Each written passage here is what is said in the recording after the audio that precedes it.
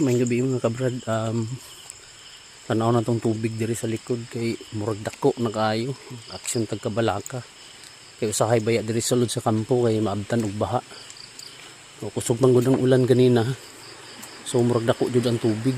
Oh, dunggan ninyo ang saba niya, dako jud mga kabrad. Oh, dako na siya maayo na akong dito. Dagko na kay gulpa, dako na gid siya di ay.